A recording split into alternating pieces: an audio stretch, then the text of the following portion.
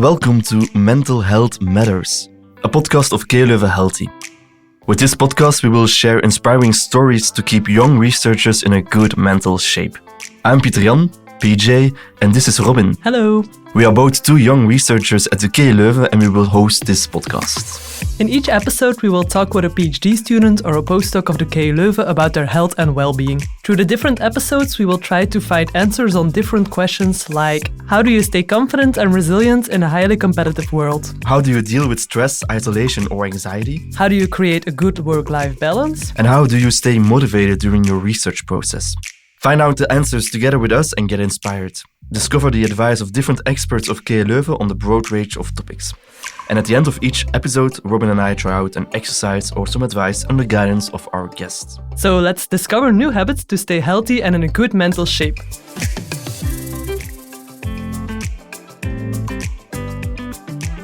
Hi Robin.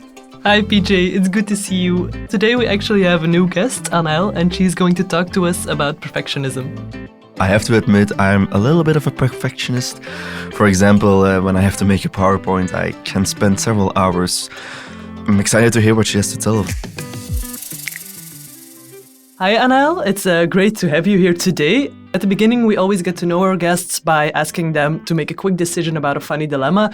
You don't need to think about it hard. You can just say the first thing that comes up in your mind. So are you ready for these dilemmas? I'm ready. Are you someone who likes to read a book or do you prefer a Kindle? Definitely in a book. And why? That was a very straightforward answer. I need to have the feeling of the paper. I really, otherwise I feel like I less remember and it's less real. And I also like having the books in my apartment. And the second one, do you prefer the car or the train? That's a hard one. I would say, maybe the car for the freedom it brings, especially for me as an international student with a dog. It's a bit hard with the train, although the train will be better for a planet. Okay, now we have a final one. Are you more a person who has everything in order or are you rather chaotic in your life? Order, I think. I'm trying. Welcome, Anaëlle, also from me. Who are you and can you tell a bit more about your research? I come from France and I study at the School for Mass Communication Research and I study the effect of social media on adolescents' political socialization in the ERC project of Laura van den Bos. So Robin and I were just talking before about perfectionism. How does that relate to you? I've always been someone who had really great grades at school. I always was someone who succeeded in the things that I undertook. I think I a lot internalized those ideas of being a perfect friend, a perfect girlfriend, a perfect daughter, but also having perfect grades. And this took, especially, it came back to my life, especially during the Ph.D. because of course, when you're a master, a bachelor, you always have grades, you know how to situate yourself. And I was top of my promotion. And then you arrive in an environment where everyone is the top of their field. Everyone is amazing. Everyone is, everyone is great. And then you start trying to define yourself like, okay, so what makes me actually apart from those people and how can I find a way to define myself, find my identity? So it took place mainly in the PhD, but I have this as well in sport, in my hobbies. Like for example, for sports, if I don't do yoga every day, it's this kind of all or nothing thinking. Like it's either you do it every day or you don't do it at all. There's no really middle ground. That must bring like a lot of pressure for you. So how does it actually feel being a perfectionist on a day-to-day level? I do think it's a coping mechanism that we develop in order to avoid people's criticism. Like, I think I developed this a few years ago. I had quite a hard experience when I was in middle school, and I think my brain in some way internalized that if you do everything perfectly, then you cannot be rejected, you cannot be criticized, you cannot be abandoned maybe. Everything you do, it's never good enough. Like, of course, you have those high standards that are not attainable. It's not feasible for a human, normal human. So whenever you achieve things, you're not content because it's never good enough. It's like, okay, now on to the next thing. But at the same time, it's paralyzing because when you have high standards and such like unattainable ideals, it's paralyzing. You don't know how to start. So actually like for me, it takes shape in a way that I keep on planning. I keep on finding, so I know what the problem is, but I read to find solution. I read on the best way to cope with this.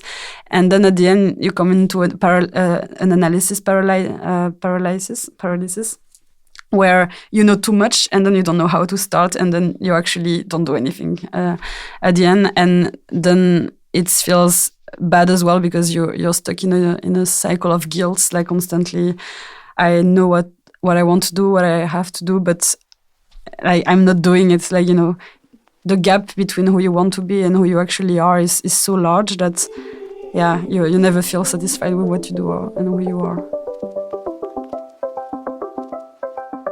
I was wondering what does perfectionism mean to you and how did it happen to you in the past few years? It can take shape in, for example, your relationship or work, in your hobby. It's really a kind of mindset that you have on some things that you do. And I knew something was wrong because I was really like stuck sometimes in procrastination. I was stuck in wanting to do things like, for example, in the Ph.D. writing, but I felt like I had to write the perfect sentence, the perfect paragraph directly, and this was really paralyzing. Like, of course, you start thinking it's better not to write than to fail, like to attempt to fail. I think it's a big fear of failure.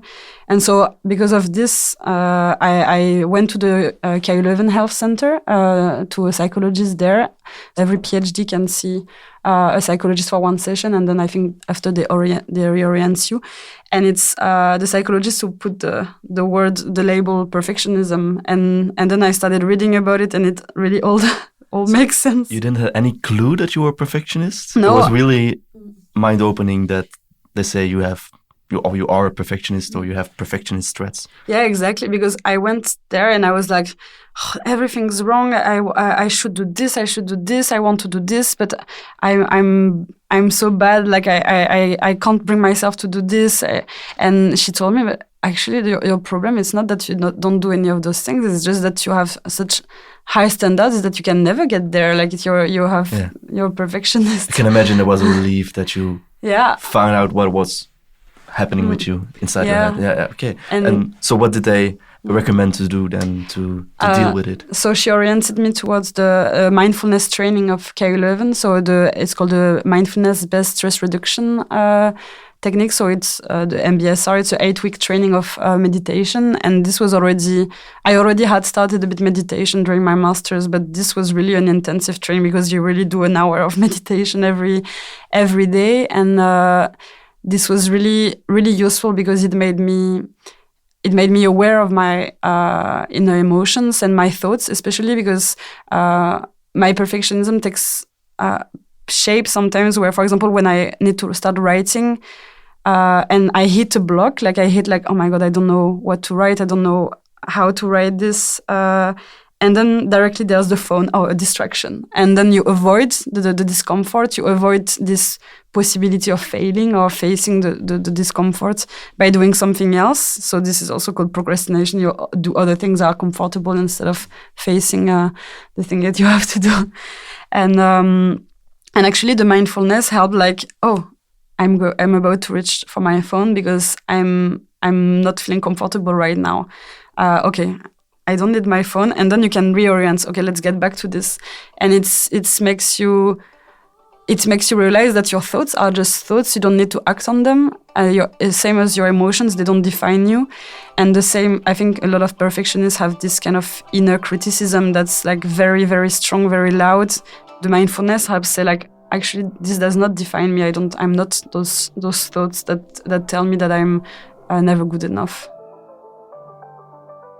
Because you said that you already tried or started trying with mindfulness in your master years, how come that you now not particularly succeeded, but now you're more intensively engaged with it, or that you now like made it work for you and that it was not the case in your master's? I think my perfectionism has been there for a long time, but before it was taking it was the positive side of perfectionism. It was a healthy striving. I wanted to do a PhD. I was motivated in my studies. I loved it. And I also love what I'm doing now, but it was really, I had the fuel.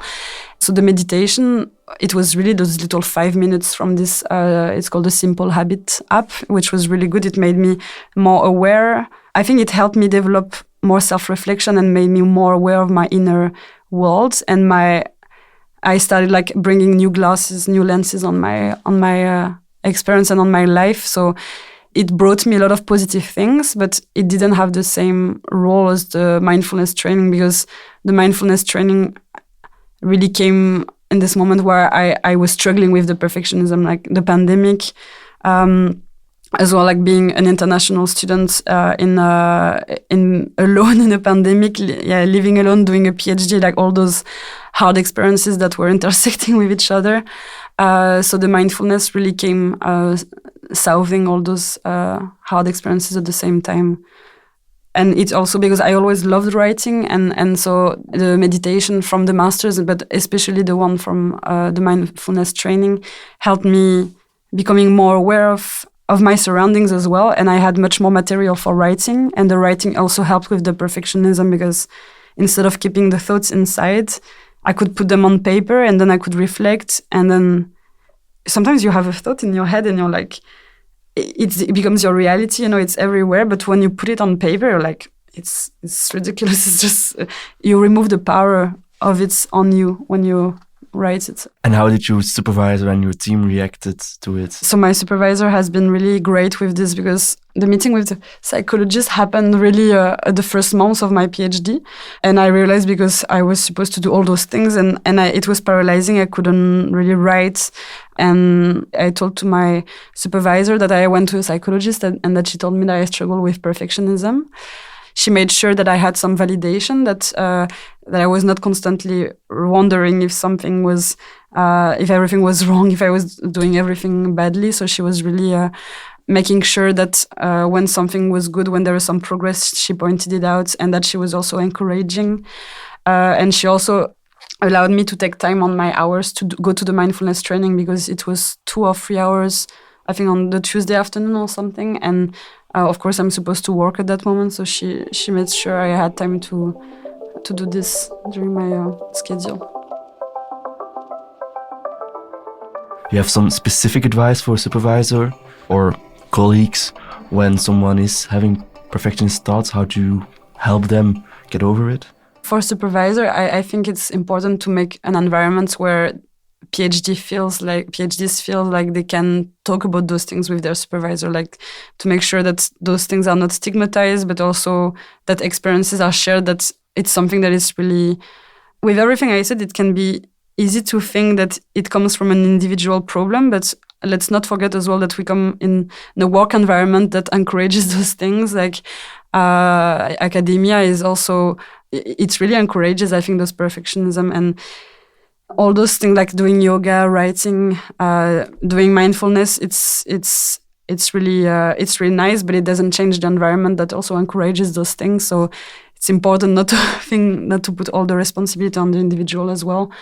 But as long as the circumstances are like this, everyone can find a way to cope with it. If you don't talk about it, then people cannot know you're feeling this way. So I think it's very good and necessary to have this open environment, not only with colleagues, but also with supervisors and just like basically with also like social contexts you have in general. Yeah, and to be open about your rejection, especially rejection in academia. It's really an everyday experience. So I think it's important to show like you're not alone in this. Like I think it's perfectionism and the imposter syndrome are really overlapping. I think those are two things that go hand in hand, and is really something that a lot of PhDs are experiencing.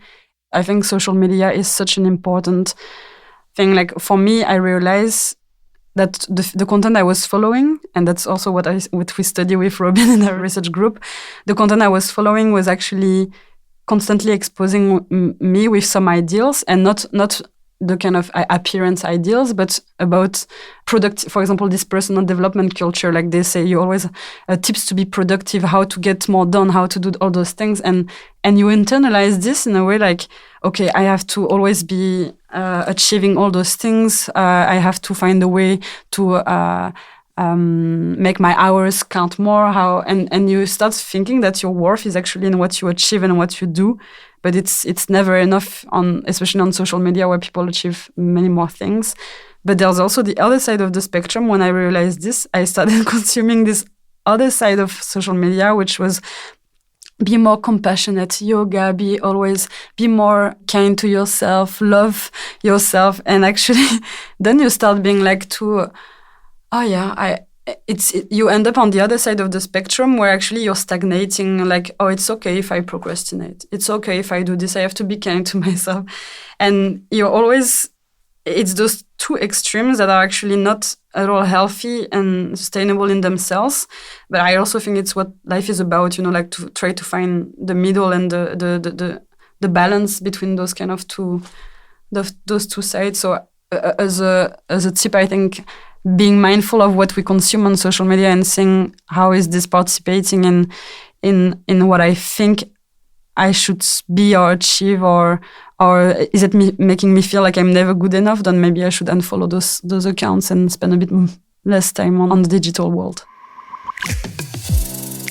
It's actually very great to hear you talk about this mind shift thanks to meditation and mindfulness that you used, because it can be such an helpful practice. And we actually talked to an expert about perfectionism and how this relates to our habits of constantly ruminating about thoughts or self. So let's listen to a quote of Philippe Raas, professor at the KU Leuven, and let's hear what he has to say. We are often comparing our worst self to others when they are at their best. And while it's better to realize that all human beings experience difficult moments and low moods, and this is what is called common humanity. And unfortunately, we usually think that we are experiencing these things more than others, and that we must try to be free of negative feelings to be happy. So we compare our inner self when we feel bad, anxious, insecure, depressed, with other people's outside, and for example, how they portray themselves on social media. And this will make us feel even more unhappy, and that's why it's of great importance that we communicate more about such difficult private experiences with others, so that it becomes clear that we are not alone in our darkest feelings and thoughts, and but that we share these experiences with all other human beings. So let's not forget that people who are shining at times feel desperate and anxious at other moments too. It's a beautiful quote. How does this resemble to you? Because he's talking about the social media like you did before. It really resonates with what we said, I think, before, with the communication, and also with being vulnerable, showing that when we are open to being vulnerable to other people, they also feel like they can be with us. And I think they're open to share their negative experiences as well. But I also think it's not only about how you compare yourself with others, but how you compare yourself with yourself. I think it's also good to remind yourself, hey, I'm human. and remind yourself, would you talk to your little sister or to your best friend like you're talking to yourself? No. I think this is all the more true in the academic environment, because we all know academic Twitter. People are constantly posting when they are accepted for something, when they have a new publication, when everything is going very well. And if you have a bad day and you're scrolling through Twitter and seeing all these acceptances and people celebrating, you will of course feel less of yourself because you already have a bad day.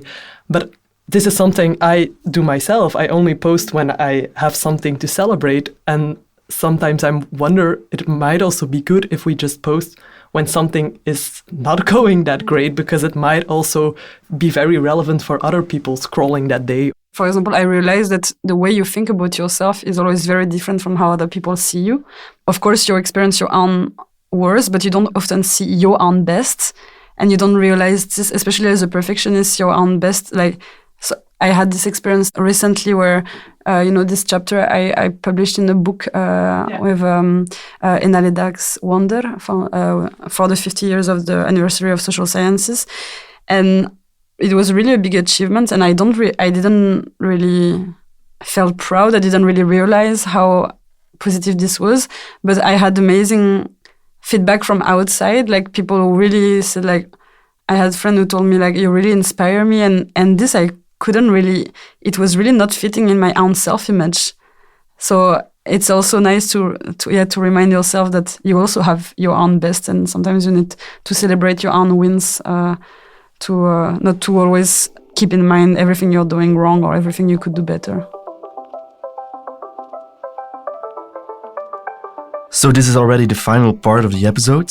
At the end, Robin and I like to try something that our guests can teach us, or a little exercise or some advice that can also work well for our listeners. So, Anaëlle, I see that you brought a little booklet because you mentioned earlier that you try to write a lot and write poetry because it helps you to clear your mind. Can you maybe tell us a little bit more about this? Yeah, I have a lot of different notebooks for different subjects, but this one it's an edition of French.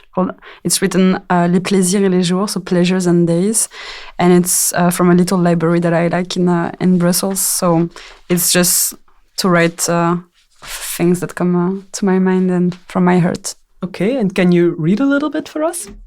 Yeah, I can share something with you. It's really things I write. It comes really straight from my head when I feel like I have emotions, and there's things I need to put on paper. So it's not been reworked, or it's not professional. I have to. That is the perfectionist talking in you. Yeah, we will. Okay. So it's a prose poem that I wrote in July 2021. Stuck. Unformed words race blurred with assimilated images. My internal eyes see, hear, and say thoughts kept behind the curtain of my consciousness, but still I perceive the traffic. The roads towards airy spaces are so charged that my mind can't take it all. It can't hear it all. It can't see it all. My mind doesn't process anything anymore. It just consumes and perceives but does not achieve the knowledge and experiences quasi-vocalized. The overload steals the attention, the comprehension, the growth and the production.